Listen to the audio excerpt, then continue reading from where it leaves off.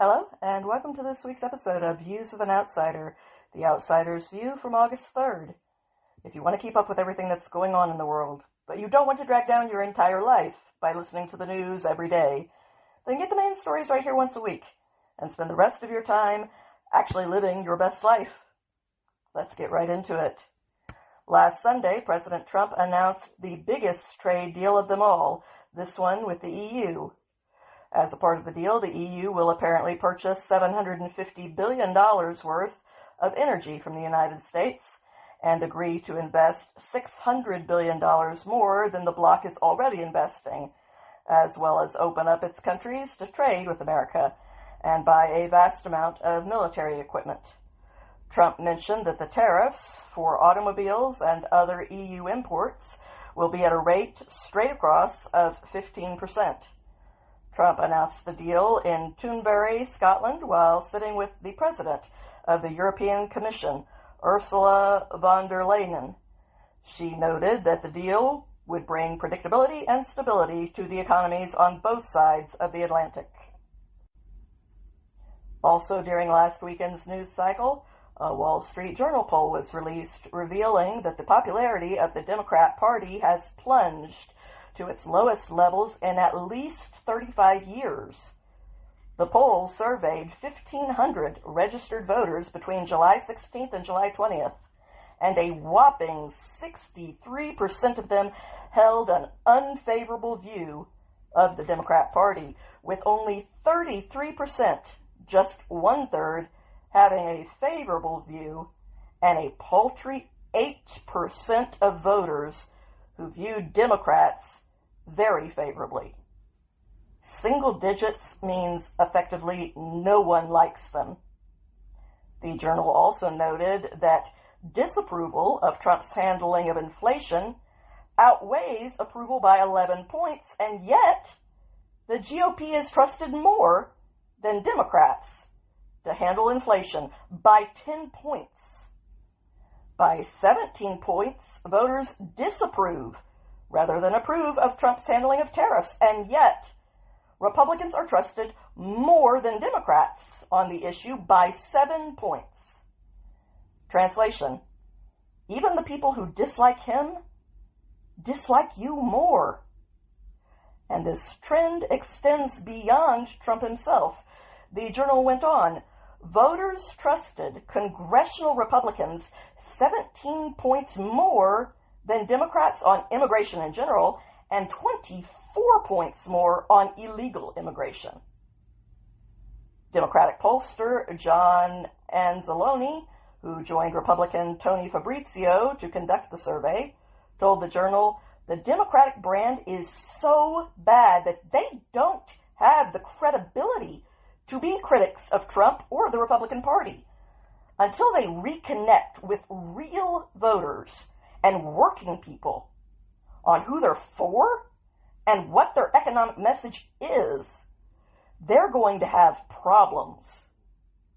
With the pivotal 2026 congressional midterm elections coming up next fall, another noteworthy fact stood out in the Journal's report. Campaign finance reports out this week showed that the Republican National Committee ended the first half of the year with more than $80 million on hand, compared with $15 million held by the Democrats' national campaign arm. The Democratic Committee raised roughly 20% less than it did in the first 6 months of 2021, a comparable period in the last midterm cycle, and has in the bank a quarter of what it did 4 years ago.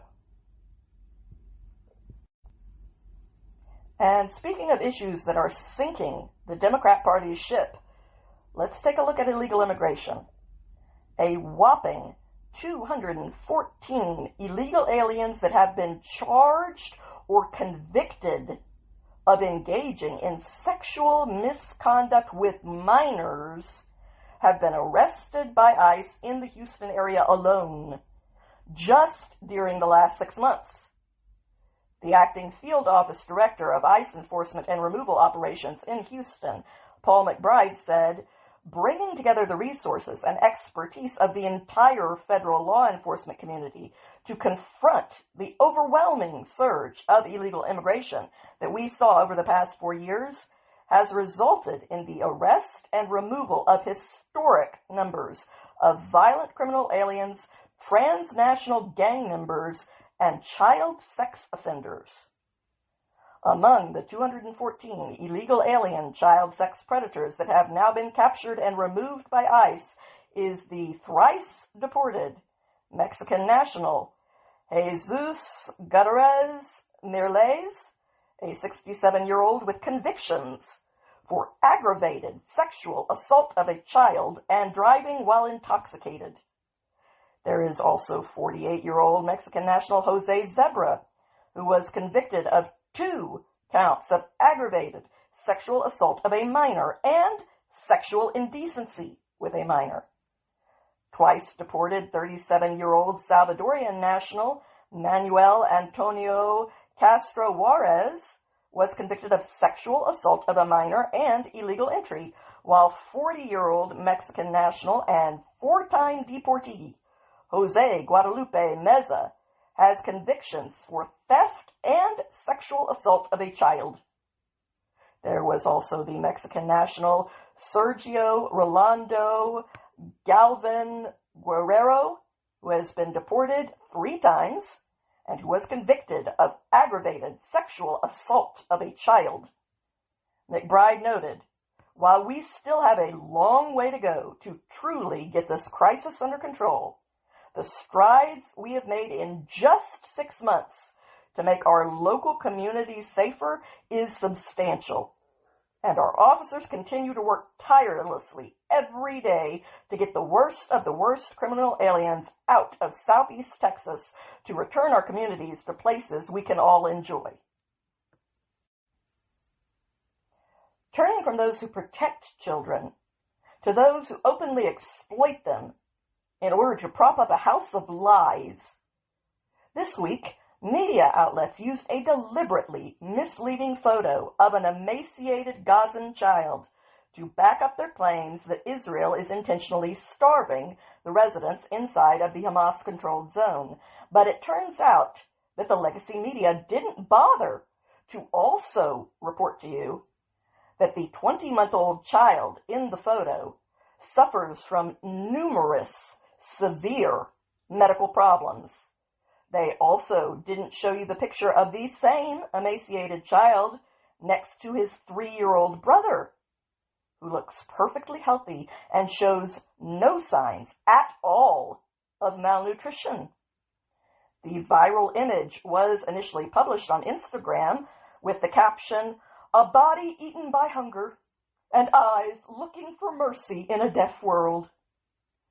Investigative reporter David Collier reported, within hours, almost every major outlet was using the image to tell the same story. Sky News, CNN, The Guardian, Daily Mail, The New York Times, and The Times UK.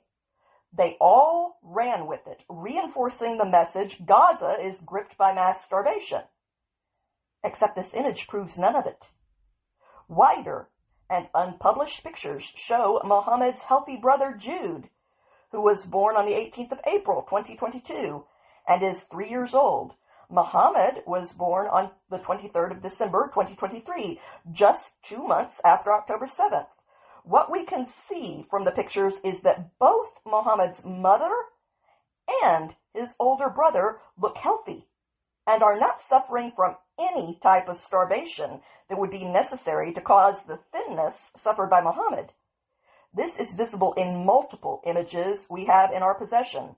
The published images in all the various news broadcasts and publications have either been deliberately cropped to remove the image of the healthy brother, blurred him into obscurity, or the journalists have only chosen to use photos in which the brother is not visible at all, meaning that this deception was deliberate, and it took effort on their part in order to actively remove the truth from the story.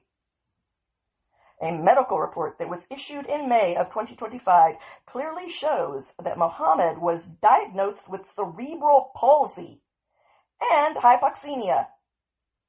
Collier noted that in a BBC interview with Mohammed's mother, she admitted he had physiotherapy sessions to help him stand, and the curvature of the spine could well be a result of the child's cerebral palsy.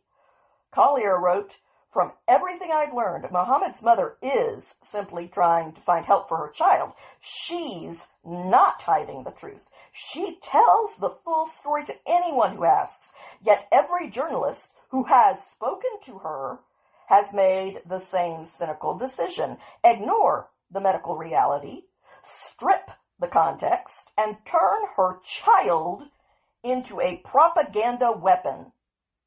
Collier's comments were backed up by House Speaker Mike Johnson of Louisiana, who told NBC's Meet the Press on Sunday that Israel, since this war began, has supplied over 94,000 truckloads full of food. It's enough food to feed 2 million people for 2 years. Trying to get that into Gaza, but Hamas has stolen the food.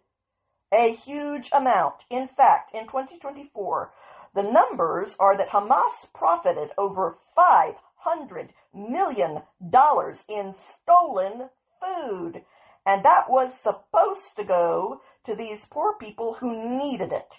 That's half of their budget, which is exactly why the number one demand of Hamas right now is to put the UN back in charge of the aid distribution so that they can take it all and sell it for a profit because they're broke, which is good, because without money, the war can finally end and the hostages can come home, the terrorists can go to hell, and the civilians can actually get the assistance that is meant for them in the first place.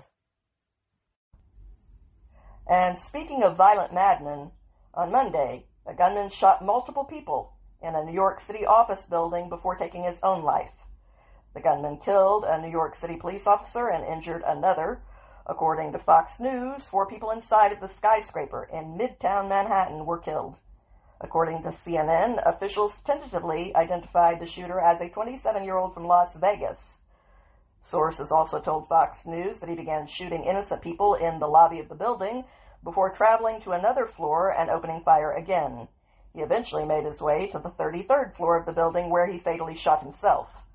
On Tuesday, the mayor of New York City, Eric Adams, said that law enforcement believed that the gunman had been targeting the National Football League. The NFL is headquartered in the building, and one of its employees was wounded during the incident. Adams said that the shooter had tried to go to the floor where the NFL was located, but instead went to the 33rd floor where a property management company is based. A 3-page note that was found in the wallet of the gunman claimed that he had CTE, a degenerative brain condition that is often associated with football players due to their frequent head trauma. According to the New York Post, the gunman wrote, "Terry Long football gave me CTE, and it caused me to drink a gallon of antifreeze." Now, Terry Long was a former player for the Pittsburgh Steelers who did commit suicide by drinking antifreeze after having a history of brain injuries. So, as you can already probably tell, this guy was mentally ill, since he couldn't distinguish between his life story and someone else's. The gunman went on, "You can't go against the NFL, they'll squash you. Study my brain, please. I'm sorry. Tell Rick I'm sorry for everything."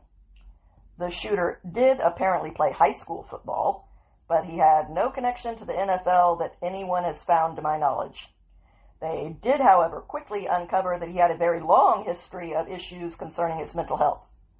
On Tuesday, President Trump said that he had been briefed on the shooting, and he offered his condolences, saying, "My heart is with the families of the 4 people who were killed, including the NYPD officer," referring to 36-year-old Didarul Islam, who made the ultimate sacrifice. God bless the New York Police Department, and God bless New York. That story was unfortunately not the only one involving violence this week. A graphic video of a brutal street beating in downtown Cincinnati went viral and then sparked widespread outrage and controversy over media bias due to the complete lack of coverage of this story and the reality of violent crimes that go on in America. This video was filmed last Saturday during the Cincinnati Music Festival. It shows a white couple being mobbed by what appears to be mostly black attackers. The man is then thrown to the ground and pounded and stomped on for nearly a minute before he is picked up, bloodied and unsteady, only to fall back to the ground again shortly after that. After he is picked up again and helped away, the woman tries to shield him from further harm when a black man sucker punches her in the face and knocks her unconscious. She then falls to the concrete and blood can be seen flowing from her mouth. The president of the local fraternal order of police highlighted that no police were visible during the 2.5-minute clip, while also condemning all of the witnesses for recording and jeering instead of calling 911. In fact, just one person out of around 100 onlookers had the human decency to contact emergency responders about the mob that was pummeling and stomping on this man and this woman. Police Chief Teach said at the press conference, "For us to have 100 or so people down there involved in and or watching this event, recording with their cell phones, and for us to get only one phone call of this incident is unacceptable in this city. One person did the right thing and called 911. Anyone who put their hands on another individual during this incident in an attempt to cause harm will face consequences. I don't care which side of the incident or the fight they were on. If they place their hands on somebody in an attempt to cause harm, that is unacceptable." The complete lack of coverage by most national media outlets on Sunday was noted by Elon Musk and many others. Republican Vivek Ramaswamy, who is running to be the next governor of the state of Ohio, posted on X on Monday that he had spoken with the female victim, Holly. He wrote, "It's unconscionable that there was no police present in that area of Cincinnati on a Friday night, or even an ambulance to take her to the hospital. Hard-working Americans shouldn't have to worry for their safety when they have a good time in our cities." Holly said not a single local or state official had yet reached out as of earlier this afternoon, other than one police detective. Leftists like to lecture about systemic injustice, while thugs turn our cities into war zones. I'm done with their excuses. As governor, I'll make sure they're behind bars, not running wild. The Vice President, J.D. Vance, also weighed in after being asked about the incident, saying, "What I saw, and I haven't seen the full context, but what I saw was a mob of lawless thugs beating up on an innocent person, and it's disgusting. And I hope every single one of those people who engaged in violence is prosecuted to the full extent of the law, and they will be. They will be so long as law enforcement in the state of Ohio takes their job seriously. I don't know the full context. I don't know how the fight started. But the one part that I saw that was really gruesome is you had a grown man who sucker punched a middle-aged woman. Where I come from, at least, when you have a grown man who sucker punches a middle-aged woman, that person ought to go to jail for a very long time. And frankly, he's lucky there weren't some better people around, because they would have handled it themselves. But if they're not going to handle it, the cops in Cincinnati, the law enforcement, you've got to prosecute people. If you want to take your wife or your children out for a meal, you shouldn't be worried about street violence. The only way to destroy that street violence is to take the thugs who engage in that violence and throw their asses in prison." The author, Heather McDonald, told Morning Wire her opinion about the cause of the media's uniform silence around this story, saying, "The only black lives they care about are those extremely rare instances where a white police officer has taken the life of a black person." She also cited a National Academy of Sciences report showing that blacks commit violent crimes against whites at 35 times the rate at which whites commit violent crimes against blacks. The DOJ's Civil Rights Division, headed by Harmet Dillon, stated that where race is a motivation, federal law may apply, meaning hate crimes cut both ways. And on that note, here are some excerpts from what Matt Walsh had to say concerning the backstory of this incident.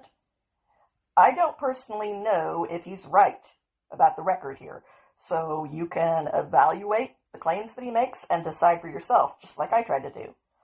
All I know is that encouraging hate and division has consequences, no matter which direction the hate cuts. And I condemn the people who engage in that sort of behavior, regardless of which group they are directing their bigotry towards. I don't like it. It's wrong. I side with the victims of the hate, whether they are white, black, brown, or any other color. That's what equality is. So here's the backstory according to Matt Walsh. The truth about the violence on Saturday, which no one is discussing in any great detail as far as I can tell, is that politicians and media outlets have spent the last decade doing everything they can to foment anti-white violence and race hatred in downtown Cincinnati. The violence was, in that sense, calculated and premeditated, a result of a strategy that was implemented intentionally. For years, there has been a coordinated effort to use this music festival as ground zero for an open race war. And on Saturday, those efforts paid off. In 2019, black activists went to the local media to announce very clearly that the Cincinnati Music Festival would be an opportunity to boycott white businesses while patronizing black-owned businesses. The local news media promoted this, saying the community members have decided that they are going to request individuals coming into this festival to be very careful where they spend their money. The local media in Cincinnati encouraged it. They provided a list on their website of all the black-owned businesses at the Cincinnati Music Festival so that people would know how to avoid the white businesses. And the government of Cincinnati posted the list too. Now, I personally have no problem with patronizing black businesses at a music festival, just like I don't have a problem with patronizing Irish businesses on St. Paddy's Day. I do, however, have a problem with boycotting black businesses on St. Paddy's Day. So I have a problem with boycotting white businesses who have done nothing wrong, just to create the racial resentment that I mentioned earlier. Matt went on. You cannot spend the better part of a decade telling black people in Cincinnati at a music festival that they need to boycott white people and that white people are the source of their problems, and then act shocked when a mob of black people brutally beat and nearly murder several white people in the street at that music festival. Instead, you are complicit in those beatings. Every single one of these politicians and news outlets are complicit. There is no logical connection whatsoever between the plight of a woman named Tracy Hunter and a mass boycott of white businesses. The only connection is that these people hate whites. That's it. She made history as the first black woman to serve as a judge on Hamilton County's juvenile court. The Ohio Supreme Court had to suspend her license to practice law. She intervened in a case of misconduct to help her brother, leading to her conviction of unlawful conduct on the bench. At sentencing, she was held responsible for nepotism, improper judicial temperament, tardiness in rendering decisions, and denying public access to her court. And then, after her sentencing, she went limp. And by that he means she went limp like a toddler would when pitching a tantrum. She didn't faint or anything. I've seen the video. And had to be dragged out of the courthouse. Then there was this at local Cincinnati station WCPC from just a couple of months ago. 4 Cincinnati police officers are suing the city of Cincinnati and the police chief of the Cincinnati Police Department, claiming they were discriminated against for being white males. The federal lawsuit was filed Monday and claims the 4 officers were denied opportunities for preferred assignments and weren't promoted because of their race and gender. The lawsuit claims that Police Chief Teresa Teach gave preferred assignments more often to officers who were minorities or women. It also lists 9 examples of women or minorities who were lower on the promotions list but were promoted over the officers who filed the lawsuit. According to the complaint, of the police department's minority lieutenants, 79% received preferred assignments. Of the female lieutenants, 89% were given preferred assignments, and yet, of the white male lieutenants, only 44% were given preferred assignments. Additionally, back in 2021, a separate lawsuit was filed alleging the department had discriminated against white males. The city ultimately settled with the lieutenant who filed that suit for $75,000. Then, referencing Cincinnati police chief's blaming of social media for setting a bad example, Matt said, "The black attackers in that mob at the Cincinnati Music Festival certainly took their cue from malicious and profoundly evil people in positions of authority. People who went out of their way to ensure that white people would be violently brutalized for the crime of being outside. But those malicious actors are not on YouTube or Fox News. They're running the city of Cincinnati. They've been running it for some time, and now, as of Saturday, the inevitable result of their anti-white race hatred, the result they've badly wanted for a very long time, has finally been captured on video. They're too cowardly to admit it, but they simply left too much evidence for too long about their intentions. White people, like every other race, are entitled to civil liberties, but until the leadership of the government of Cincinnati are hauled to federal prison, we can assume that civil liberties will remain suspended in that city. Prepare your travel plans accordingly." And speaking of the media's widespread complicity with some very dark agendas, a leaked internal memo at the BBC revealed that their news outlet instructed their staff to slant their reporting concerning the humanitarian situation in Gaza. They were ordered to slant their coverage in the direction that would vilify Israel and the U.S.-backed Gaza Humanitarian Foundation, which is trying to feed the citizens inside of Gaza.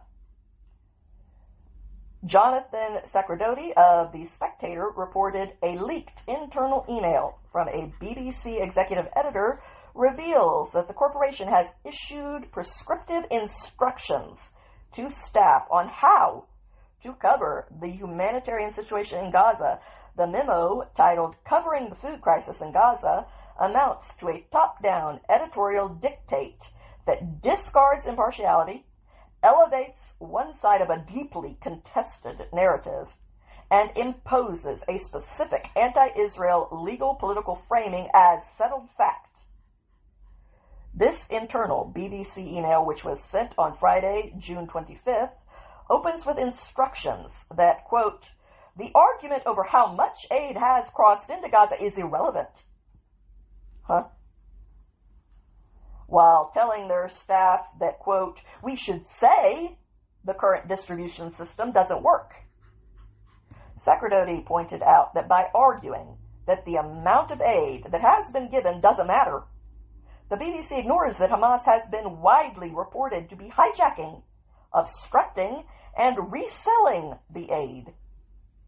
Sacerdoti also noted that the BBC's assertion that the older model of supplying humanitarian aid did work, the model that was used prior to the advent of the Gaza Humanitarian Foundation, fails the acid test, as the BBC itself breathlessly reported widespread hunger under that very system well before the GHF system was in place. Sacerdoti went on about the agenda of the BBC, saying it explicitly favors a particular explanation of suffering in Gaza, one that blames the Gaza Humanitarian Foundation, a relatively new aid body established with U.S. and Israeli cooperation, while glossing over the role of Hamas, the rulers of Gaza, and a prescribed terrorist organization under British law. The BBC's memo labels the Gaza Humanitarian Foundation system a failure and instructs their staff to say so. The BBC, which declined to comment on the email, appears content to accept casualty figures and starvation claims from Hamas-linked bodies or sympathetic NGOs as definitive, while dismissing or omitting Israeli data and counterclaims.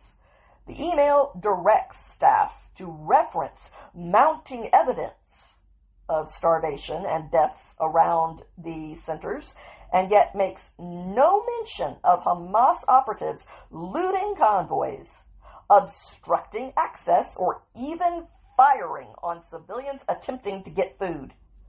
Allegations which have been made publicly by Israel and backed at times by video and eyewitness testimony. Nor is the Gaza Humanitarian Foundation model simply an improvised amateur system, as the memo suggests. On the contrary, it is a tightly managed, military-grade distribution network designed to ensure aid reaches civilians directly and safely. Operated by vetted personnel with logistical oversight, GPS tracking, and on-the-ground medical and security staff, the Gaza Humanitarian Foundation has reported a zero aid diversion rate. By contrast, the UN system the BBC nostalgically defends saw multiple convoys looted at gunpoint, with documented losses reaching 90% in some cases. Sacerdoti then turned to the email's declaration that it is indisputable that Israel is the occupying power in Gaza and thus the entity responsible for preventing hunger. He concluded, "Why is it our national broadcaster seems so desperate to attack the one non-Israeli body which is doing the most to undermine the Hamas stranglehold over Gaza and its people? The closer the Gaza Humanitarian Foundation and Israeli army get to finally defeating the terrorists, the more shrill the BBC's insistence that the Jewish state is deliberately starving children. They have trouble believing that a self-declared Islamic jihadist dictatorship might have designed this level of suffering and torture, but none in believing the Jewish democratic state did so. The BBC is publicly funded and legally obligated to remain impartial. This latest leaked email suggests that it is failing in that duty. As ever, there is virtually no chance the organization will admit, redress, or be penalized for this failing. They never are, end quote. So, my advice to Britain, for what it's worth, as an outsider, we just defunded our public broadcasters for this kind of shit. Now they have to earn a profit or go under. And that situation incentivizes institutions to not completely unleash their inner radicals until it has eaten their brain like an internal cannibal. So, if you want this rabid BS to stop in your country, because it is your country, and it is your tax dollars, then you need to use your vote. And speaking of doing the math, the numbers are in for the second quarter of 2025, and the U.S. economy surpassed the experts' predictions. GDP grew 3%. The Wall Street consensus had projected approximately 2.5% growth. The Bureau of Economic Analysis stated that the GDP growth primarily reflected a decrease in imports and an increase in consumer spending that were partly offset by decreases in investments and exports. Bloomberg News reported there are signs the policy uncertainty is starting to lift, which has given a boost to the stock market and helped support consumer sentiment. GDP growth is vital for an economy because it signals increased production and consumption of goods and services, which drives higher incomes and job creation. As businesses expand to meet growing demands, they hire more workers and invest in innovation. Strong growth also generates additional tax revenue, allowing governments to fund infrastructure, education, and defense without raising tax rates, while making the country more attractive to foreign investors and lenders. President Trump used the news about the GDP growth to renew his call for Federal Reserve Chairman Jerome Powell to lower interest rates, writing on Truth Social, "Second quarter GDP just out, 3%, way better than expected. Too late, must now lower the rate. No inflation, let people buy and refinance their homes." Some other politicians did not have quite as good a day as the president did, however. On Wednesday, multiple reports confirmed a horrific attack in which a city councilman from Danville, Virginia, was doused in gasoline and set on fire. 38-year-old Councilman Lee Vogler was allegedly attacked by 29-year-old Shotzi Michael Buck Hayes in the offices of Showcase magazine. According to the outlet's publisher and local law enforcement, Hayes dumped a 5-gallon bucket of gasoline over Vogler, and when Vogler ran out of the building, Hayes followed him and set him on fire. Vogler was able to identify his attacker at the scene and was airlifted to a hospital burn center in Lynchburg for emergency treatment. Andrew Brooks, the publisher of Showcase magazine, said in a statement, "Our hearts and prayers are with him. We don't really know what to say." According to multiple reports, Vogler and the suspect knew each other prior to the attack, and the motive is not believed to be a political one. John Reed, who is running to be Virginia's next lieutenant governor, nevertheless noted, "What happened in Danville is horrifying. A deranged individual broke into the offices of Showcase magazine and set city councilman J. Lee Vogler on fire. Let me say this as clearly as I can. Violence has no place in our Commonwealth. No disagreement ever justifies hatred, threats, or brutality. Today, we stand with J. Lee Vogler. We are praying for his full recovery, for strength in the days ahead, and for peace for his loved ones and the entire Danville community. This is about humanity. It's about drawing a line and saying enough. We can disagree without dehumanizing. We can debate without descending into chaos. Virginia is better than this, and we all have a role to play in keeping it that way." In other parts of the country on Wednesday, Texas Republicans proposed a new congressional map that would create 5 new red-leaning districts. The plan targets districts in the south of Texas that have growing Republican support among their Hispanic voters. If passed, the new lines would widen the existing gap in the Texas delegation from 25-13 in favor of the GOP to 30-8. Under the proposal, several Democratic incumbents would have their districts carved up or eliminated altogether. For instance, Representatives Henry Guller and Vincent Gonzalez, who narrowly won re-election in 2024, would see their districts redrawn in order to favor Republicans by 10-point margins. The map would also eliminate 3 Democrat-held seats in San Antonio, Houston, and Dallas, replacing them with districts that Trump won by 15 points or more. In Houston, the leftist Representative Al Green's 9th congressional district would be combined with the vacant Democrat-held 18th district, creating a new 61% Hispanic district that Trump would have carried by 15 points, according to Politico. Wait, So you're telling me that if we go ahead with this plan, no more Al Green and his ridiculous Mr. Peanut Cane and used car salesman televangelist performances? Sold. But even better, Jasmine Crockett also gets the boot. The Texas legislature will consider the plan during a 30-day special session that will end on August 19th. The redistricting committee held its first hearing on the proposal map this Friday. Democrats have vowed to fight the redistricting effort on multiple fronts.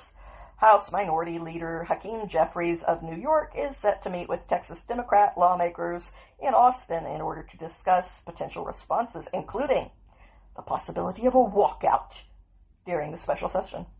Meanwhile, California's Governor Gavin Newsom has threatened retaliatory action, suggesting that he will redraw his state map to counter the GOP's Texas plan. But that move would require bypassing California's independent redistricting commission, not to mention the tiny fact that he's already done this in California. But let's turn from contested negotiations between the states to contested trade negotiations with other countries around the world. On Wednesday, President Trump announced that the United States had struck a trade agreement with South Korea just days before the August 1st deadline.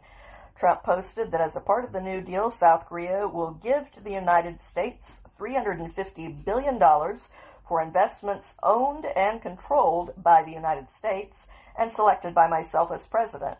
Additionally, South Korea will purchase $100 billion of LNG or other energy products, and further, South Korea has agreed to invest a large sum of money for their investment purposes.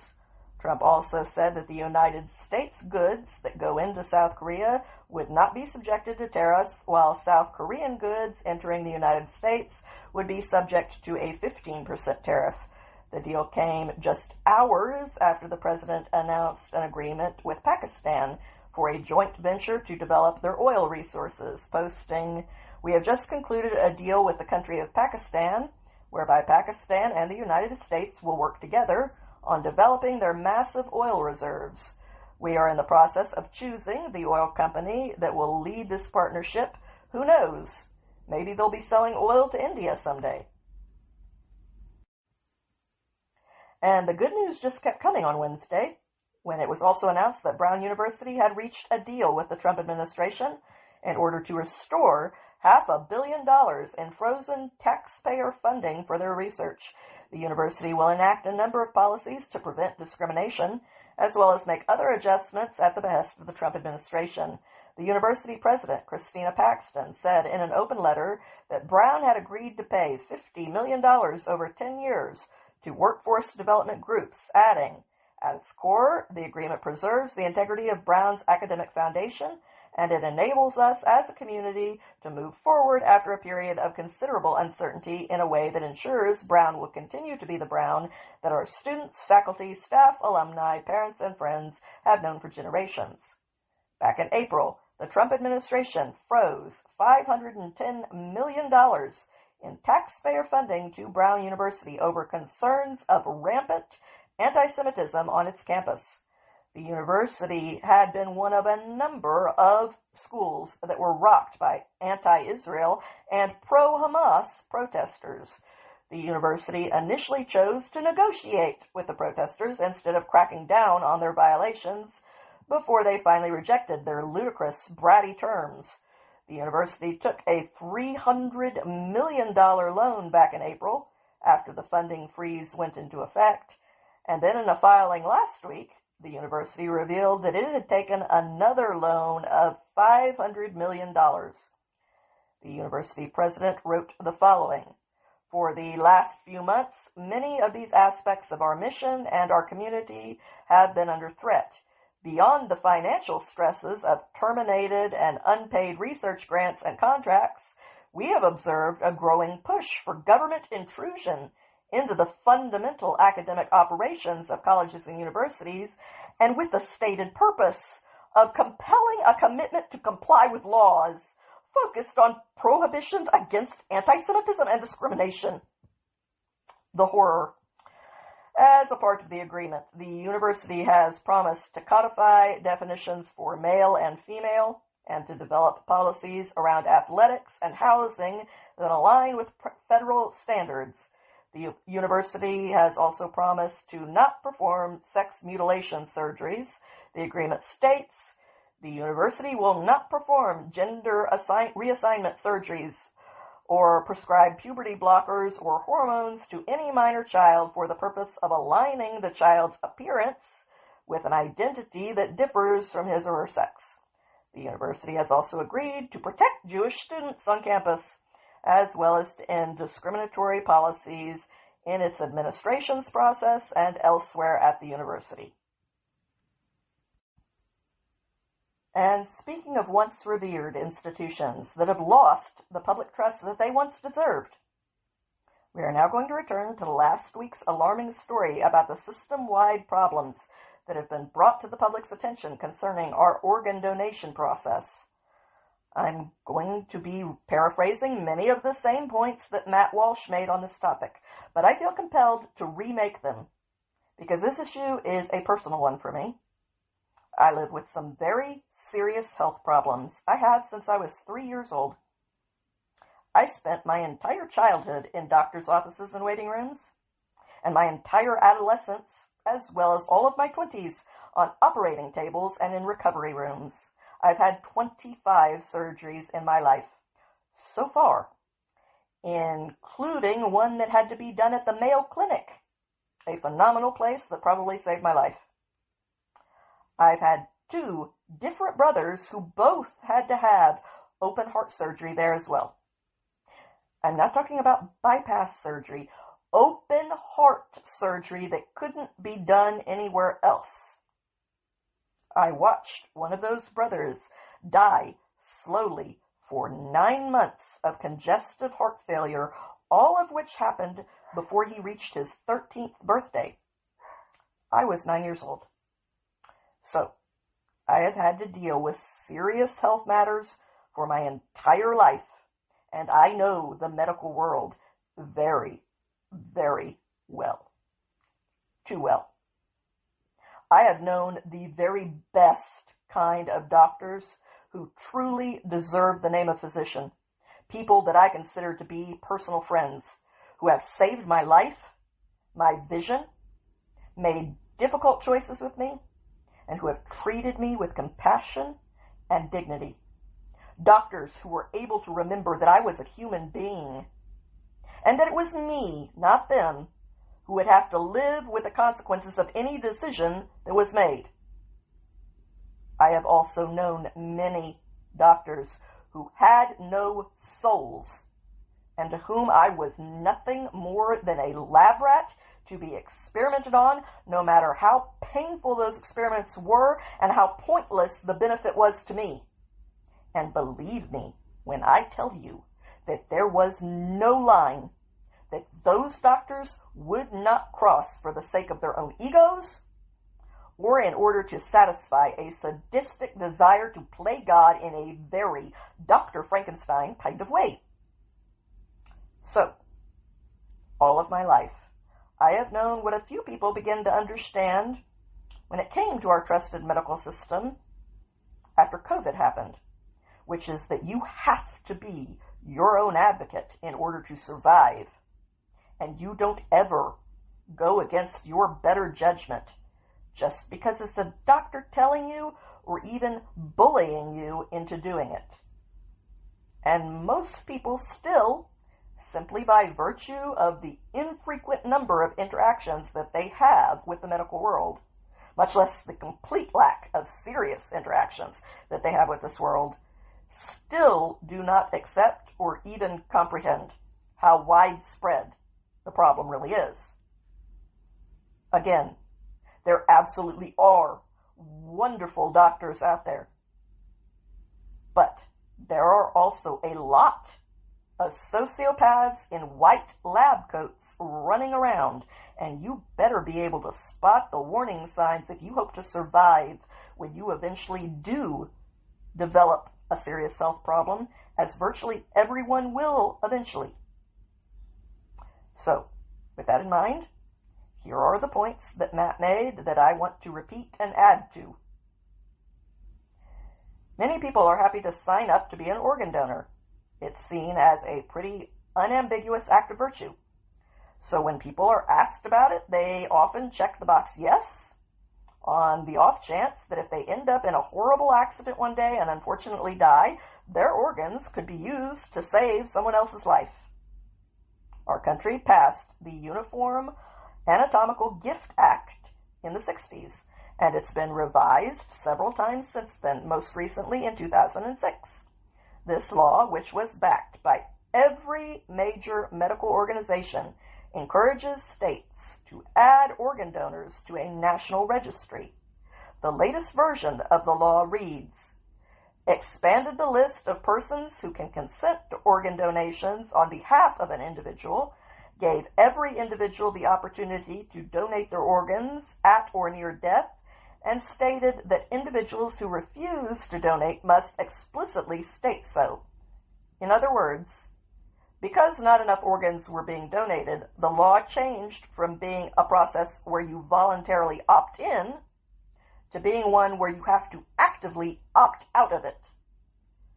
The legal presumption became that most people would want to gift their organs to strangers. But as they watched organ donations become a bigger and bigger priority for the government, a small and highly skeptical group of people wondered whether all of these major medical organizations and lawmakers might have a conflict of interest. After all, organ transplants are extremely lucrative procedures. A double lung transplant, for example, can easily cost $2 million. A liver transplant can run over $1 million. Kidney transplants, the bargain bin of the organ donation world, cost merely hundreds of thousands of dollars. So given all these numbers, it's reasonable to ask whether a hospital, when confronted with a seriously ill patient who happens to be an organ donor, might have an incentive to murder that patient or at least allow him to die, given the money that they would make if he does. It's certainly reasonable to ask exactly what safeguards are in place to prevent something like this from happening. But no one has been willing to answer any of those kinds of questions in a serious way. Even the website for the Mayo Clinic, which is the #1 hospital in the world and devotes an entire page to reassuring skeptics that there is no reason to have any concerns about the incentive structure surrounding organ donations, doesn't do a very good job in this regard. That page simply states, myth. If I agree to donate my organs, the hospital staff won't work as hard to save my life. Fact. When you go to the hospital for treatment, the healthcare team tries to save your life, not someone else's. You get the best care you can get.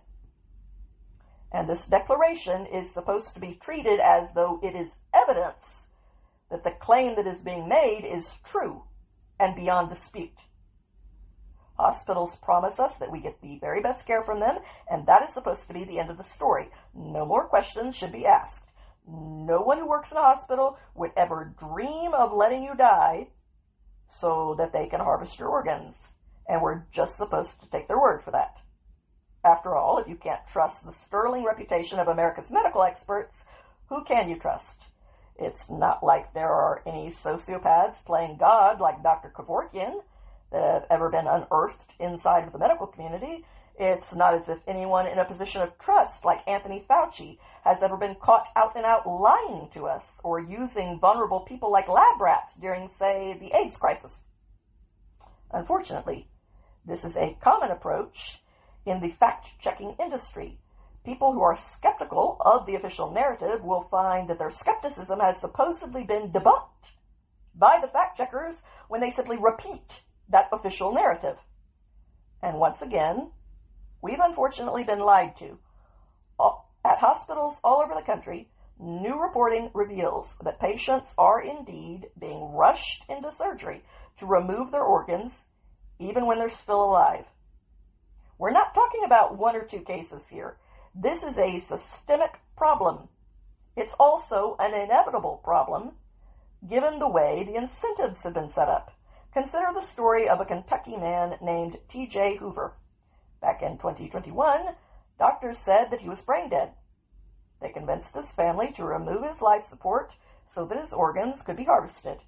Meanwhile, according to an employee with the organ procurement company named Nikki Martin, Hoover was actually displaying signs of life, including tracking with his eyes, moving around, trying to pull his tube out, and trying to pull his hands away.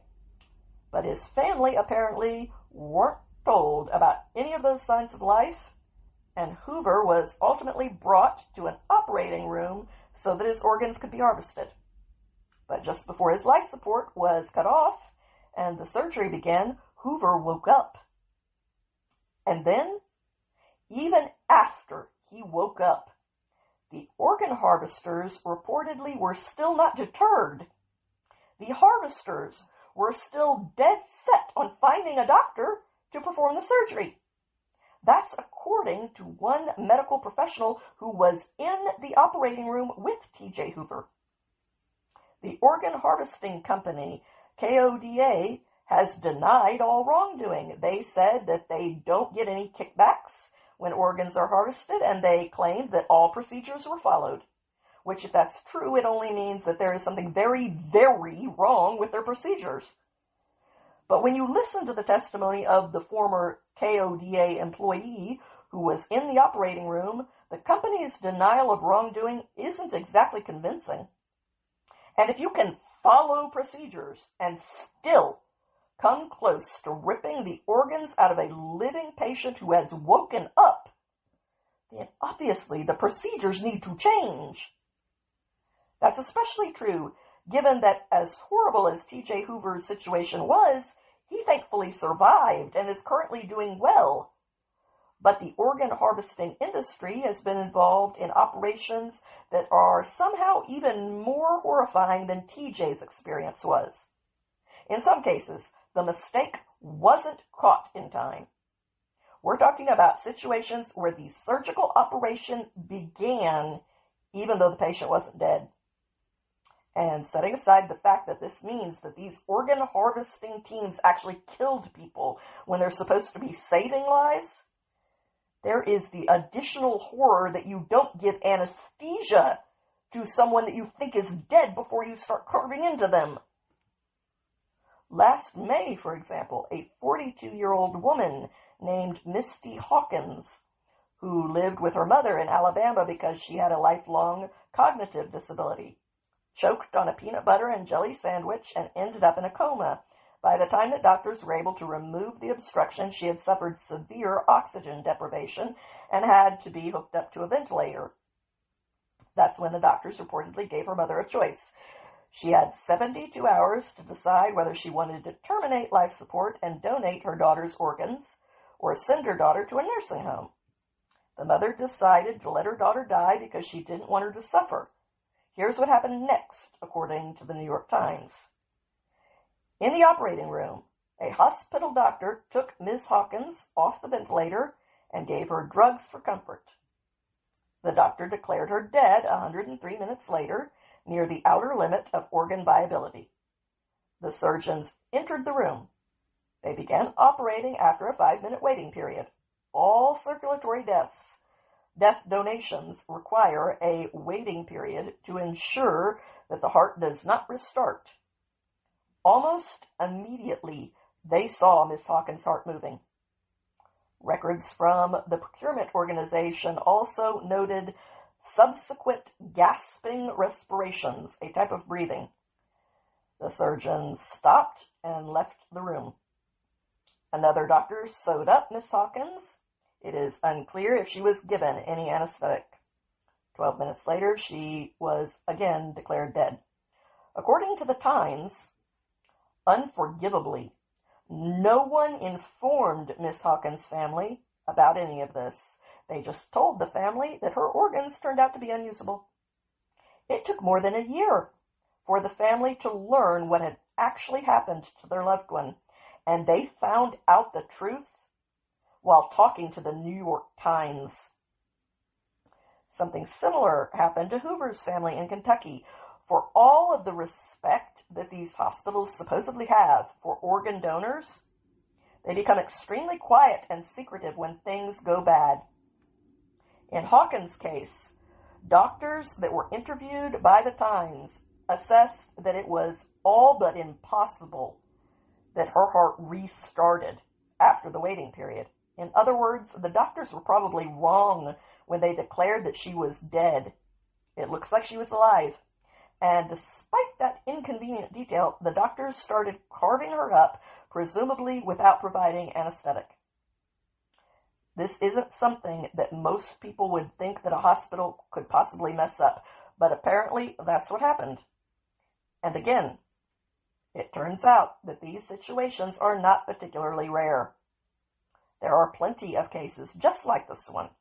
Quoting again from the Times, in 2022, when she was 38 and homeless, Miss Gallegos was hospitalized and went into a coma. Doctors at Presbyterian Hospital in Albuquerque told her family she would never recover. On the day of the planned donation, Miss Gallegos was taken to a pre-surgery room where her two sisters held her hands. A doctor arrived to withdraw life support. Then a sister announced she had seen Miss Gallegos move. The doctor asked her to blink her eyes, and she complied. The room erupted in gasps.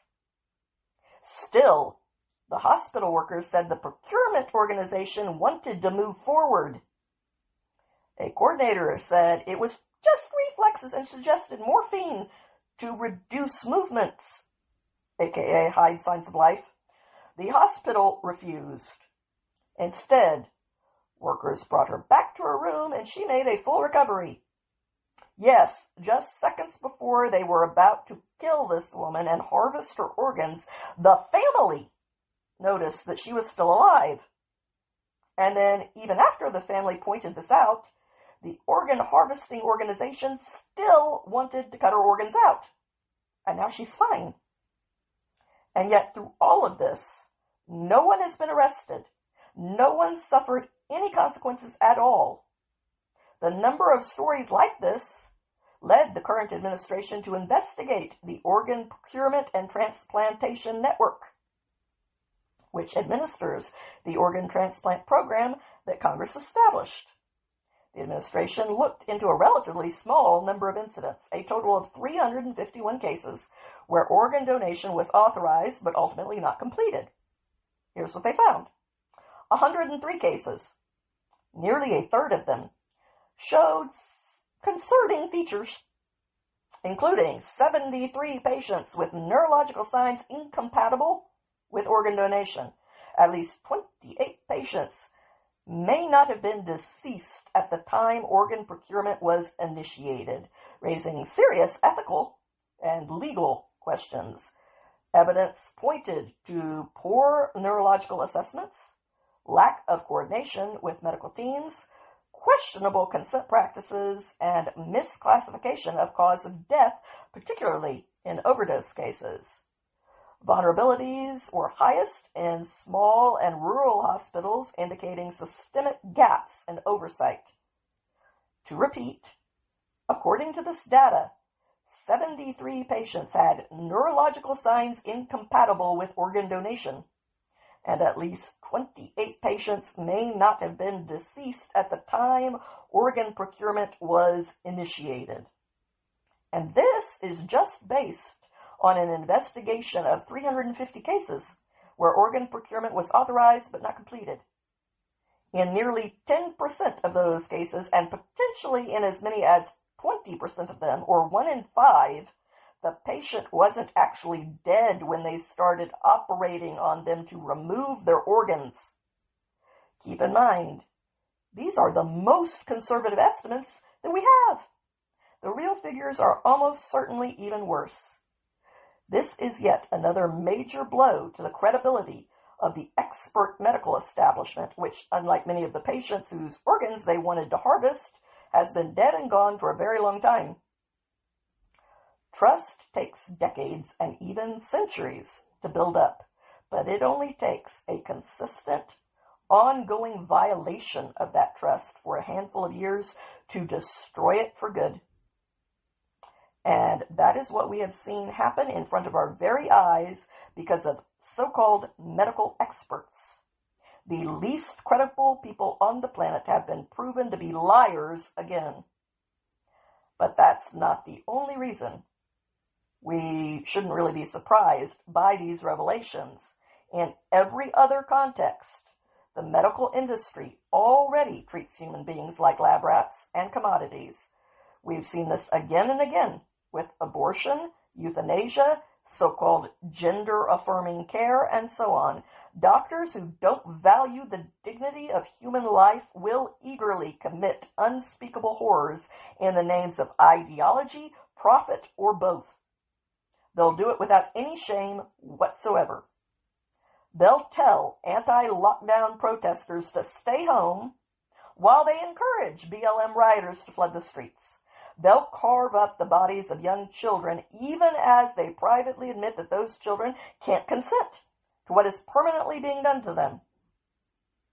And on that front, with uterine transplants now having been successfully done on a woman who could previously not have children and who now fortunately can, you have to consider the distinct possibility that soon your reproductive organs could be donated to a surgery that morally you don't want to be a part of, especially if, like me, you witnessed the trans activist on the news who said that he wanted a uterine transplant so that he could become pregnant because he wanted to be the first trans woman to have an abortion, since he considered that to be the ultimate female rite of passage.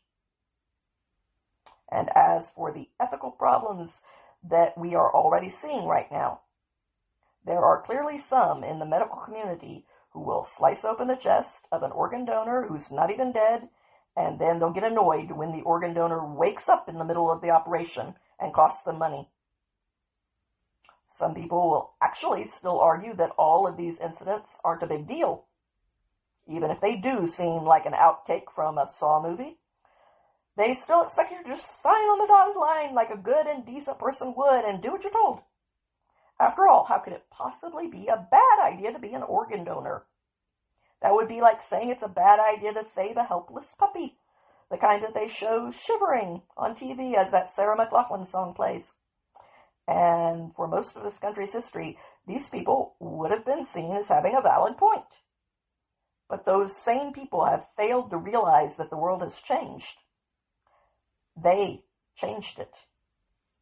So when they now demand trust from you, they don't have a point anymore. Give immoral people a position of power, and they'll corrupt everything that they touch. They'll turn unambiguous acts of virtue, like agreeing to be an organ donor, into a catastrophic blunder that can get you murdered on an operating table. And as a result of their corruption, here's the stark, unenviable choice that all of the rest of us are left with. We can either make it harder for people to receive the organs that they need in order to save their life, or we can sign a blank check that could potentially allow a doctor to butcher us in an operating room while we're still alive. There is no good option here. And that will remain the case until the people who are responsible for all of the cases I mentioned and many more cases that I didn't mention are criminally investigated and, if appropriate, charged for what they've done. There needs to be a full accounting here. Accountability is the one and only way to restore any degree of trust in society. Without that, there is no chance at all. These are the facts. Absolute transparency is necessary, along with actual consequences for wrongdoing. And until that happens, no one should do the bidding of anyone else, especially these surgeons and organ harvesters. The medical profession, for the first time in our generation, should return to focusing on helping people instead of wantonly destroying even more human life for their own profits. And this is why the Health and Human Services Secretary, RFK Jr., is demanding major reforms to our organ transplant system, because he understands that if there is no trust, then there will be no transplants. And for once, the claim that all grifter politicians love to make every time that funding is cut to a program that provides educational preschooler programming on the benefits of vegan diets for the eco-friendly reproductive health of diverse transgender prostitutes living in a yurt community in Zimbabwe, who claim that a program like that being cut will cause people to die. In this case, where people are going to understandably start opting out of being organ donors, that claim is actually true, which is exactly why crying wolf is so damaging and immoral to do, because nobody hears you anymore when it actually becomes real. There is one other matter that I have waited to chime in on because, honestly, I'm not really that invested in this story. Sorry. But I also wanted to make sure that no new information emerged before I shared my thoughts. I'm strange that way. Some of my opinions on this subject are probably going to be pretty predictable. But there is one aspect of this story that I don't see anyone else focusing on, and that's the reason why I'm going to try and point out a much more serious problem within ourselves after covering this story. Around a decade ago, all the way back when dinosaurs roamed the earth, in 2016, BuzzFeed published a hit piece concerning Chip and Joanna Gaines because they attended a church that believed in the biblical definition of marriage. I know it's shocking, a church that believes in the Bible. Whoever heard of such a thing? Chip and Joanna basically stayed silent for the most part, and they pressed ahead with what they actually do, which is remodeling houses. They didn't cave to the pressure to bend the knee, nor did they use their fame to preach at people. They stayed in their lane. Now the powerhouse couples, mostly conservative supporters, are wondering what happened to them on both of these fronts. The culture war controversy began when the Gaineses cast a gay couple with adopted twin boys to be in a new show for their Magnolia network. With their own network now, Chip and Joanna Gaines have come a long way from the debut of Fixer Upper back in 2013, and good for them. After all, America couldn't seem to get enough of the wholesome Texas couple. Now, I'm going to lay the cards out on the table and be completely honest with you. I was never a part of that group. But that's not because I have any reason to dislike Chip and Joanna Gaines, nor do I. It was just that I liked other design shows more than theirs. And I never have been able to buy into this insistence that just because something is tenuously connected to being Christian in some way, I must support it, and I owe that thing my loyalty, and oftentimes a very insincere defense. I don't vote for politicians just because they say that they know Jesus, now that they want my vote. I'm sorry, but I'm not stupid. I've tried to do better, but it wouldn't take. And since I'm doing this, for the record, there is very little Christian music out there that I actually enjoy, because most of it is not good music, with a few exceptions. I am not one of those people who is going to declare that some song with absolutely no melody and a string of repetitive blah lyrics that weren't that great the first time around is the equivalent of Bohemian Rhapsody, and that it grips you like the lyrics, "I don't want to die, but sometimes wish I'd never been born at all," just because someone else thinks that being a Christian means that I'm supposed to lie for the cause. I thought we were supposed to be against that, by the way, so I'm confused. It's the same with Christian movies. Most of them suck. The acting is on the same level as a high school play. The dialogue is painful, and the script is lazy. But I'm supposed to ignore all of that because there's a kind of good message that isn't woke, one that they didn't care enough about to put in the effort to make a real piece of art. Sorry, no. I happen to love music passionately, and I love stories, including movies, passionately, and my standards don't change because you package your product with a fish symbol. If it's good, I like it. If it's not, I'm not going to lie for you. There are some exceptions when it comes to good Christian films, but they are rare. The Passion was one film that was high quality and could stand up on its own without needing to guilt people into praising it out of a sense of duty. There are a few others, but not a lot of them if I'm being honest, and I try to be. So, Chip and Joanna were fine, but I felt no obligation to support them if I wanted to watch something else, and I usually did. I watched them when I wanted to, and that's it. But for many Christians, the church that Chip and Joanna were members of and the lifestyle that they represented led to mass conclusions about their faith, and that led to the forming of a wall of loyalty being erected around them. And soon Chip and Joanna had amassed a huge audience among Christian conservatives. It also didn't escape their audience's notice that while HGTV mainstays frequently included same-sex couples as a part of their clientele, Fixer Upper never did. All of this helped turn the Gaineses into poster children for conservatives that were seeking woke-free, kid-friendly content to watch with the whole family. Then, like I said, BuzzFeed lashed out against the couple's rising popularity in 2016 by insinuating that Chip and Joanna were both raging bigots. Kate Arthur wrote the following in that piece. Their church, Antioch Community Church, is a non-denominational, evangelical, mission-based megachurch, and their pastor, Jimmy Seibert, who describes the Gaineses as dear friends in a recent video, takes a hard line against same-sex marriage and promotes converting LGBT people into being straight.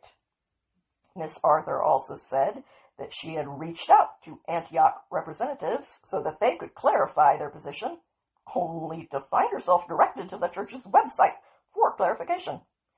That's where she discovered that their teaching still said, quote, marriage is the uniting of one man and one woman in covenant commitment for a lifetime.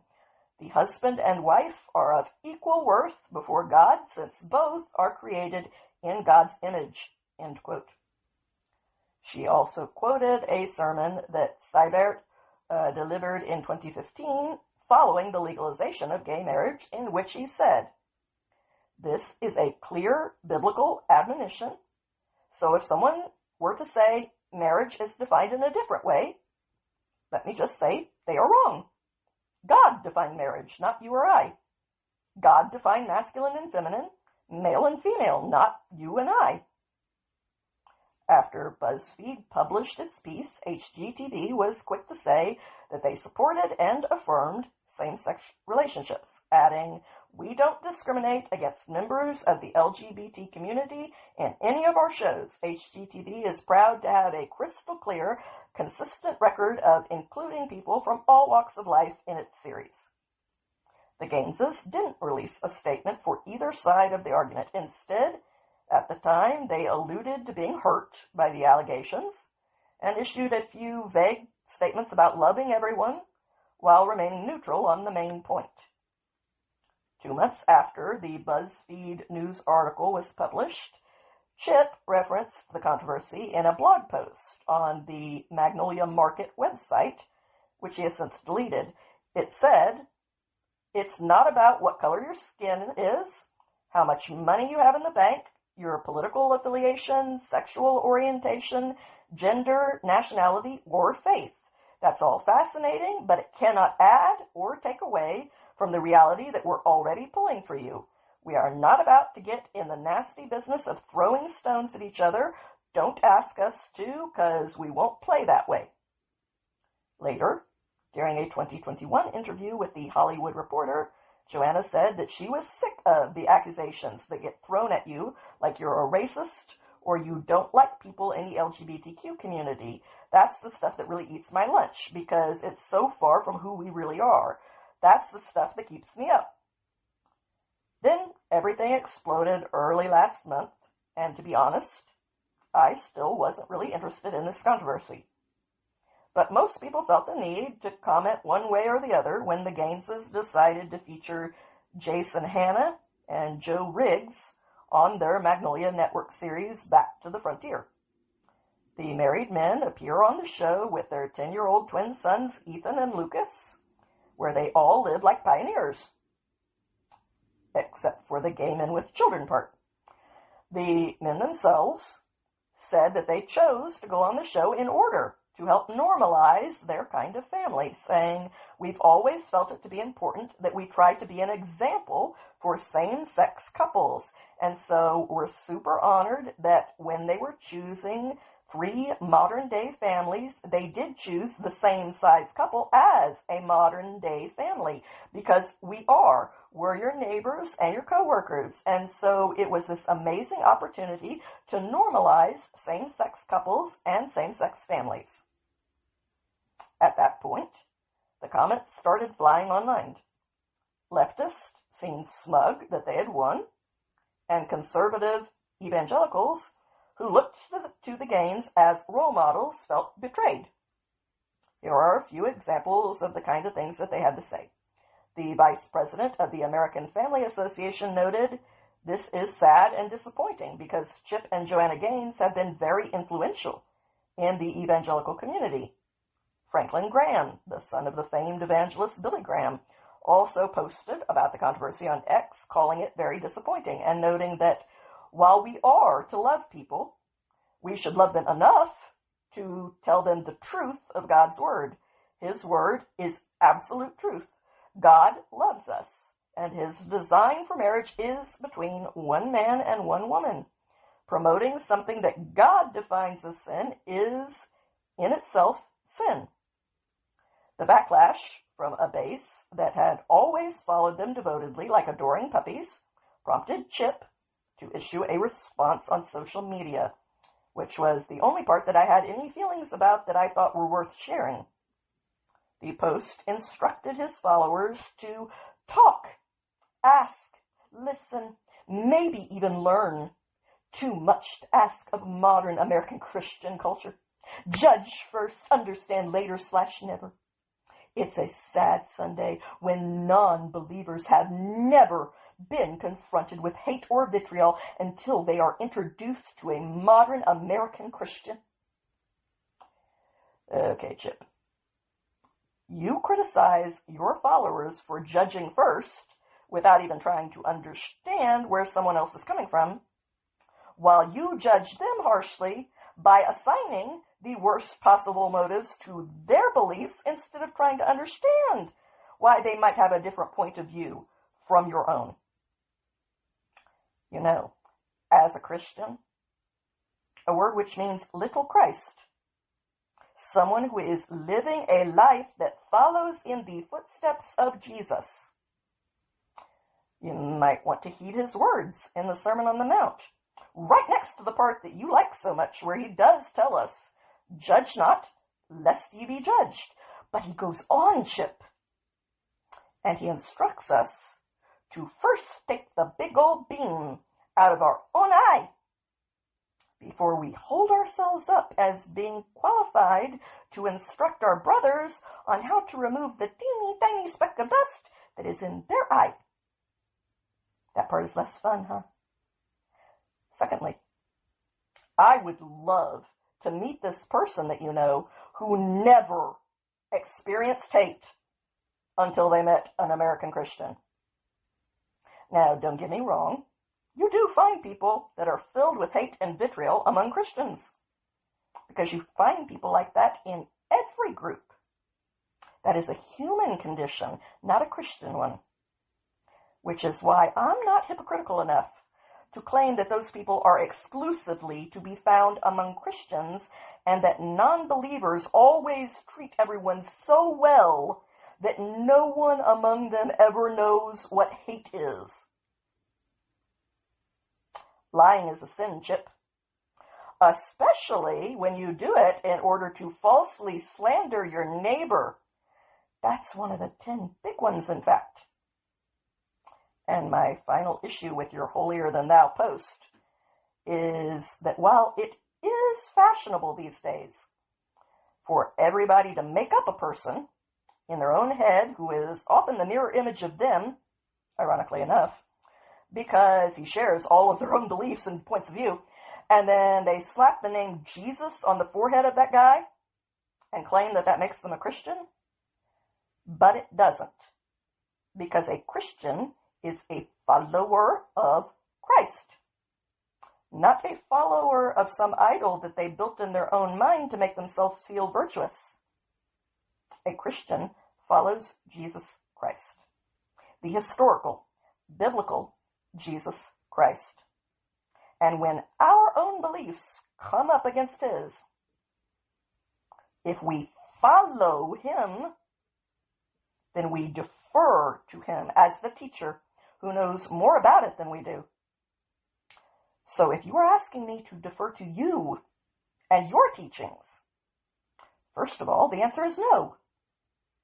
Second, if you are asking me to defer to your teachings above deferring to Christ, first, I'm going to have to clarify for you that I'm a Christian, not a Chippian.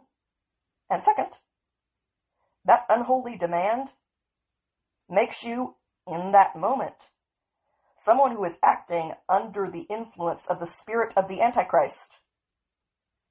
And I know that that sounds kind of harsh in today's sensitive ears, but you can handle some biblical truth as a fellow Christian, can't you, Chip? After all, the Christ that you say you follow called the religious hypocrites of his day much worse things than that. And I say this because being under the sway of the spirit of the Antichrist is a problem that is incompatible with being a Christian. So I say this to you because you need to think about which of those two guiding forces you want to prioritize as being first in your life. And for the record, I would have had nothing to say about any of this until you vomited your holier-than-thou attitude all over everyone that was on the internet and called it being Christian to behave in that way. And that earns you a little bit of blunt honesty in response. And yes, this is a very little bit compared to what I could dish out. I understand that serving meat to Christians is out of the question because they've been denied milk for so long that even that chokes them. So yeah, the 10 Commandments and the Sermon on the Mount are milk, Chip. So if you have ears that are actually humble enough to still hear the truth, even when it means having to contemplate if maybe it was you who was wrong, at least in your response, then that would be good. At which point, you should either do the tough thing and man up and admit that you were out of line in the things that you said to your fellow Christians, to your brothers and sisters, and ask for forgiveness as we are instructed to do.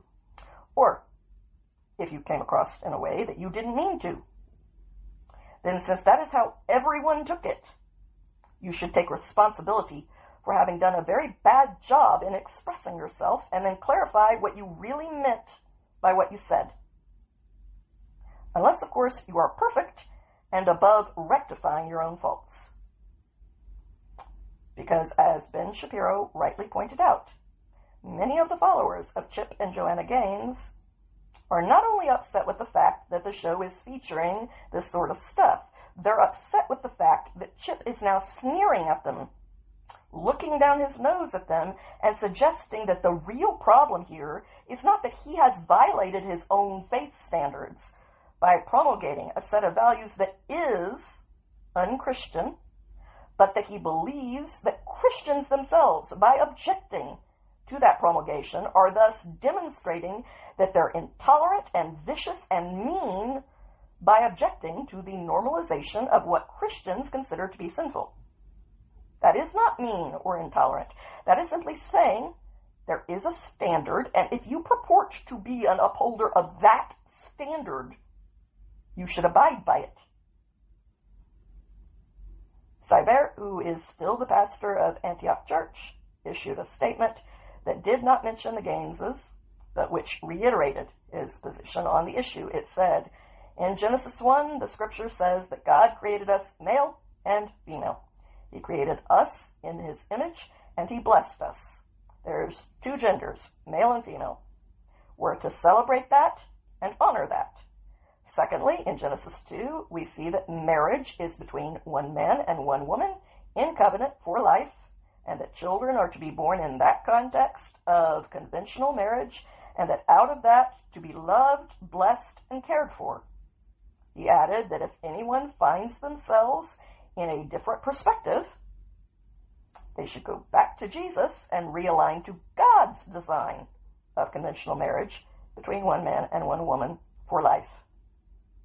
Finally, Cyber noted that the church's position hasn't changed in 25 years, and that their message is one of compassion and of clarity. So, now to get to the part that I felt was not really being covered. Chip and Joanna aren't my concern because they weren't my concern before this, and there is no reason to now assign them a lot in my mind on which to live rent-free.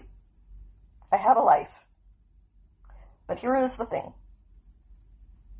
Christians, the wider collective of Christians, really needs to quit doing this. Their insistence on demonstrating loyalty to everything that can have a fish slapped on it just makes them look like hypocritical liars to the rest of the world who aren't fooled into believing that low-quality art is good just because you tell them that it is. That's destructive.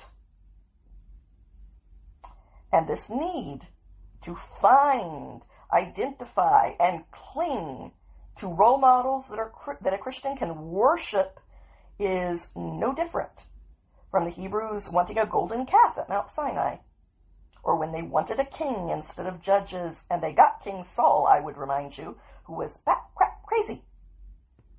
I realize people are people, and they are never really going to stop doing the things that people always do. But can we please stop doing what people always do?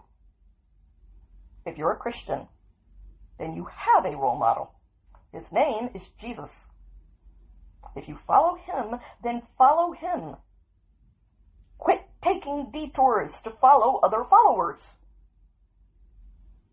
If there is someone who says something that is profoundly meaningful to you, then admire what he said. Don't start following him. If someone stands for your values, then admire the stand that they've taken. Don't follow them.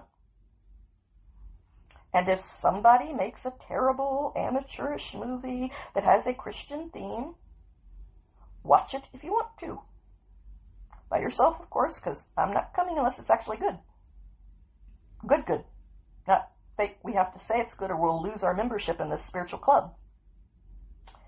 But if you want to watch the Christian movie, at least be honest about it.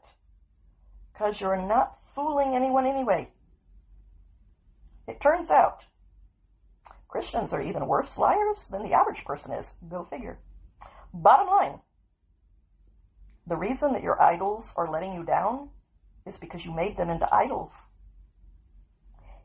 If you tell people that they're better than you, above you, role models for you to follow, and they marinate in nothing but a mob of that for years, then you can't be surprised when even good people start to eventually think that they are better than you.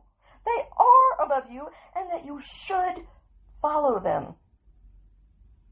That is how it works. And I'm not being a hypocrite here, because on the off chance, the impossible chance that one day I was to have enough success to be famous, I'm telling you right now, don't follow me. For your sake and for mine. I don't want to turn into that person. I don't want you to turn into that person. If you like what I have to say, then like what I have to say. If something I say helps you, great, take the help. Do not put me up on a pedestal. It's not good for you. It's not good for me. Please, let's stop doing this. Returning to the headlines, on Friday there was an update on a horrific story that is unfolding in Tennessee. It began on Tuesday when authorities found a baby girl in a car seat who had been abandoned in a random individual's front yard. A witness saw the infant in the car seat and called 911. Investigators identified the child and began searching for her family so that they could question them about the incident.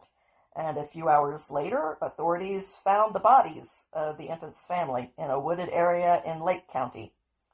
The victims were identified as the baby's mother, 20-year-old Adriana Williams, the baby's father, 21-year-old James Wilson, the baby's grandmother, 38-year-old Courtney Rose, and the baby's uncle, 15-year-old Braden Williams. Then on Friday, the Tennessee Bureau of Investigation announced in a press conference that they had identified the suspect in this case as 28-year-old Austin Robert Drummond. He is now wanted for 4 counts of first-degree murder, aggravated kidnapping, and various firearm charges. The police are still looking for Drummond, and he is considered to be both armed and dangerous.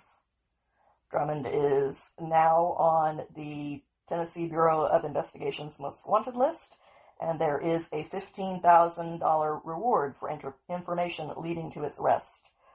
About a dozen agencies are working on this case, including the FBI. The district attorney, Danny Goodman, told Fox News that this was a targeted attack and not an act of random violence, adding that Drummond knew his victims. Apparently, the half-sister of the baby's murdered grandmother is either Drummond's current girlfriend or his former girlfriend. The grandmother's sister-in-law, Brer Ashley Childress, said that Drummond was close to the family, adding, "We never expected him to cause any harm to anyone, much less anyone in our family. Courtney, Adriana, Braden, and Matthew thought they knew him. We all trusted him." This is not Drummond's first crime. No surprise, as murder usually isn't. NBC News reported that he was convicted of armed robbery back in 2014 in Madison County. His prison sentence ended in September, and 2 months later, he was charged with attempted murder and drug crimes. Drummond was out on bail when these murders took place. Authorities found his abandoned car in Jackson, Tennessee on August 1st. In a press conference later that day, the Tennessee Bureau of Investigation director said that the agency believes Drummond is still in the area as he has ties there. The Tennessee Bureau of Investigation has warned local residents to lock their doors and stay alert. Meanwhile, Lake County's Sheriff, Brian Avery, said that the infant girl, who was abandoned in the random yard, was safe and being cared for. Anyone with information about Drummond is encouraged to contact the authorities by calling 911 or 1-800-TBI-FIND. Let's get this guy off the streets. Forever, this time. And speaking of not messing around when there is business to take care of, on Friday, President Trump announced that he had ordered movement in the underwater wing of the U.S. nuclear triad, the wing known as the Handmaidens of the Apocalypse, posting this notice. Based on the highly provocative statements of the former president of Russia, Dmitry Medvedev, who is now the deputy chairman of the Security Council of the Russian Federation, I have ordered 2 nuclear submarines to be positioned in the appropriate regions just in case these foolish and inflammatory statements are more than just that. Words are very important and can often lead to unintended consequences. I hope this will not be one of those instances. Thank you for your attention to this matter. Trump has been pushing Russia's President Vladimir Putin to agree to a peace deal with Ukraine, and earlier this week, the president shortened the 50-day deadline to secure that peace deal, which he had given Putin 2 weeks ago, instead giving Moscow until August 9th at the latest. At that point, Medvedev responded to the deadline by threatening that Trump's ultimatum was a step towards war. Trump told Medvedev, who basically serves as Putin's attack dog, to watch his words, adding that he's entering very dangerous territory. The truly deranged part about all this is that while Medvedev took Trump's ultimatum so seriously that he threatened war over it, at the exact same time, he also mocked the ultimatum as being completely meaningless. How can it be both of those things at the same time, dude? Does this guy have multiple personalities or something? Regardless, he posted, Trump issued a theatrical ultimatum to the Kremlin. The world shuddered, expecting the consequences. Belligerent Europe was disappointed. Russia didn't care. Then, as stated, he decided that he cared so much that he was going to threaten war. This is called an inability to regulate your emotions, children. So anyway, we will see what happens. My money is on nothing. But regardless, Trump maintained that he will do whatever is necessary to guarantee the complete safety of the American people.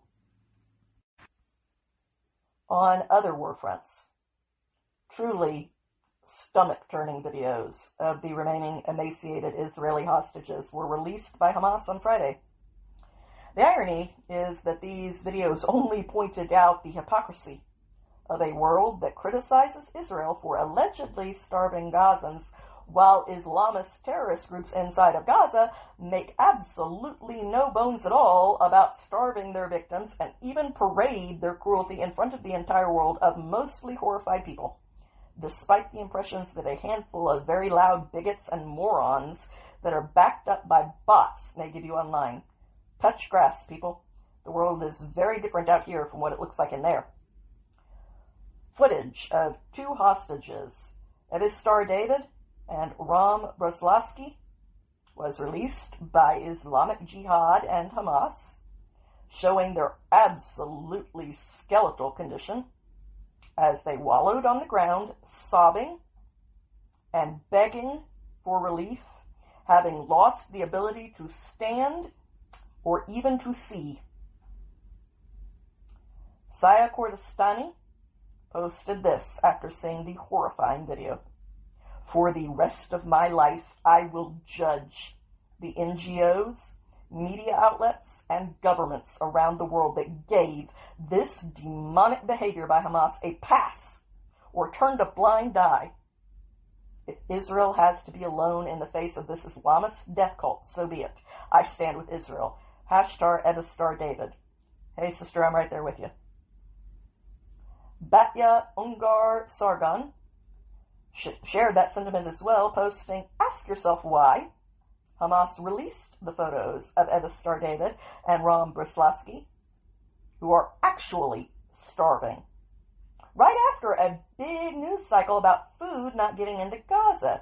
They did it as a show of power, proof that the media, the influencers on the left, and now many on the right, do Hamas's bidding and will not cover the horrors being done to these men.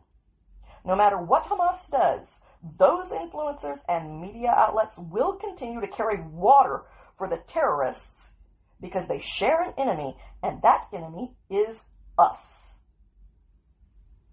Aviva Klumpus correctly added, the New York Times will probably tell you this is a starving Palestinian. It is, in fact, Evistar David, an Israeli held hostage for almost 2 years. Dahlia Kurtz agreed, pointing out, a real starving person in Gaza. Palestinian terrorists have released a gruesome video of Evistar David, an Israeli hostage who's been tortured for almost 2 years. Share this photo with every media outlet there is and watch them still not cover it.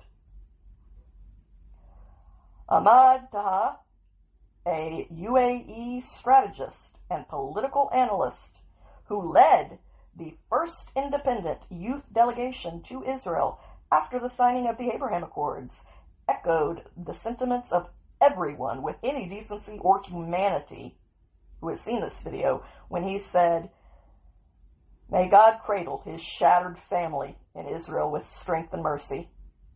This isn't just heartbreaking. It is a crime against everything decent left in this world. A hostage in Gaza, tortured and starved by Palestinian Islamic Jihad terrorists, was filmed in agony. If you can watch that footage and still call it resistance, then you buried your humanity long ago. This is not a liberation movement. It is a cult of cruelty.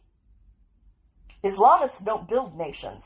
They build cages, graves, and propaganda. This is not justice. It is modern-day Nazism with the camera rolling like they were proud of it, while the United Nations stays silent, too afraid to speak. This is not just evil. It is a performance of evil, endorsed by silence, applauded by cowards, and excused by fake activists. Shame on every self-righteous fool who celebrates this. Shame on every mouth that dares to call it freedom.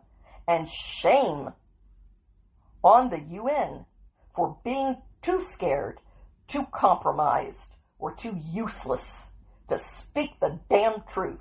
Bravo, dude. Amen to that. The former U.S. ambassador to Israel, David Friedman, also noted, this is what starving looks like. Israeli hostage held by Hamas named Evistar David. I haven't seen a single picture of a Palestinian adult who looks anything like this. And believe me, the New York Times and other anti-Israel outlets are desperately looking for such a picture. So as you can gather, this video triggered fury from a large number of decent people who immediately drew some pretty relevant comparisons between the way that Islamist terrorist groups actually treat their hostages and the way that these same subhuman monsters try to claim that Israel treats Palestinian civilians. Breslavsky's family issued a statement saying, people are speaking a lot about what is happening in Gaza, about the hunger. And I ask all those who are speaking about hunger, did you see Aram? He doesn't receive food and he doesn't receive medicine. He is simply forgotten there. They managed to break Ram. Even the most resilient person has their breaking point.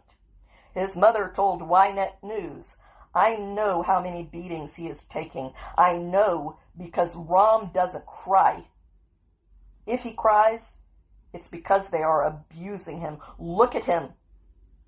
Thin, limp, crying.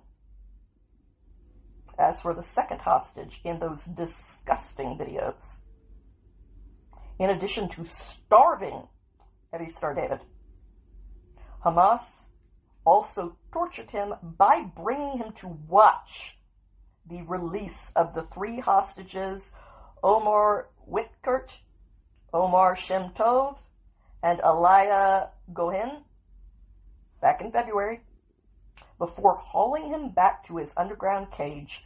So, for all of the idiotic little children out there who have somehow been put in charge of actual nations, who have spent this week theatrically declaring that they recognize the non-existent state of Palestine, shame on you. May your descendants 1,000 years from now hang their heads in shame at every history class they attend at the mere memory of what you are, and grow up.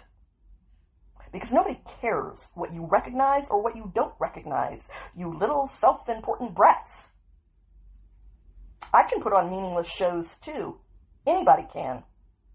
I hereby recognize the state of Narnia. See? Nothing. Theater, not reality.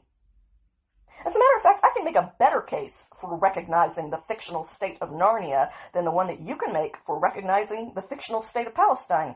Let's play. I'm talking to you, Macron, and you too, Carney. Let's play. Who founded Narnia? Aslan did. Your turn. Who founded the so-called state of Palestine? Who rules Narnia? The four Pevensey children. Peter the Magnificent, Susan the Gentle, Edmund the Just, and Lucy the Valiant. Who rules the so-called state of Palestine? Anyone? What are the laws that govern Narnia? The deep magic that was created by Aslan at its founding. Your turn. What are the laws of Palestine? Who are its trade partners? What are its exports? Who are its military allies? Here's an easy one. Define where the borders of Palestine supposedly are. Narnia's borders are from the Lantern Waste to the Great Eastern Sea to the Archenlands. Ta-da! A better case than yours, as promised. Grow the hell up. Because this is a serious world, and this is real, not a game. You aren't God, and you can't speak things into existence, you pathetic pack of overweening narcissists. The entire world has been trying to will a state of Palestine into existence for 80 plus years, and arguably for much longer than that. And after nearly a century of worldwide effort, we still aren't even one step closer to that fantasy becoming a reality, which should probably tell you something about the potential that exists in that particular cause. It took us less time to split the frickin' atom, for Pete's sake. No other country that exists, or ever did exist, has had so much of the world invested in trying to create it, pouring money into it, and spreading propaganda on its behalf as this one has. And it still is a complete failure in every single way that can be measured. If you could simply will Palestine into existing, then you would have done it by now after 80 years of giving it everything that we've got. But you know what? Like I said, you aren't God. And it ain't going to happen. The truth is, it doesn't deserve to happen. So, keep trying to build your little Tower of Babel like a bunch of immature theater kids who are clearly too dumb to ever learn. Just don't expect me to come and dig you out when your own mud caves in on you. As you can probably tell, I'm a little over it today. And my anger is not even really directed in this moment at Hamas, because I know that this is what those subhuman sewer rats do. I don't expect any more from them. My anger right now is directed at the brats out there protesting, the politicians out there grifting, the influencers online spreading slime all over this world. I'm mad at all of you. You did this. Your excuses for it did this. Your justification of it did this. Your lobbying about things that you know nothing about did this. If you had shut your mouths like you should have done, considering how little you actually know about any of this war would have been over a couple of months after October 7th. The Palestinian people right now would be living under a much better system. The Israeli hostages would be free, and those frickin' terrorists would be in hell where they deserve to be. You are complicit. So go watch what you've done. Go watch those videos, because you deserve to have to face what you've done. It is time for people to be responsible for their own theatrical performances. If you don't know what you're talking about, you should keep your mouth shut. That is the right thing to do. And just when I thought that story was done, it turns out it's not. Because over the weekend, Hamas released another video. In this one, they are forcing David Evistar to dig his own grave while he crosses off days on a calendar that he has to live. You want to know who else made people dig their own graves? Jewish people, as a matter of fact. The Nazis, as in the literal, actual, historical Nazis. I know it's so popular these days to call everyone that you don't like, everyone who thinks differently than you, everyone who has a different point of view, a Nazi. But the only people that aren't being condemned are today's literal, actual Nazis, because there is not a single difference from the way that they view Jews to the things that they do to the people that are under their thumb that is different between Hamas and the Nazis. And anyone justifying Nazism in today's world is disgusting. That's all I can say about any of it. And I don't really care at this point if that makes me popular or unpopular, because I'm going to say what needs to be said. This is ugliness on a level that is so unacceptable it has to be called out. And I will call out anyone who promotes it or excuses it, because it's inexcusable. That is it for me this week. I do appreciate you listening to today's episode, and despite some of the heavy topics, I do hope you enjoyed it. If you did, please help me build this podcast into a success by clicking the like and follow button, because that's what makes these things successful. And I really do hope you come back next week. And until then, despite some of the awful things going on in the world, have a good week, my friends.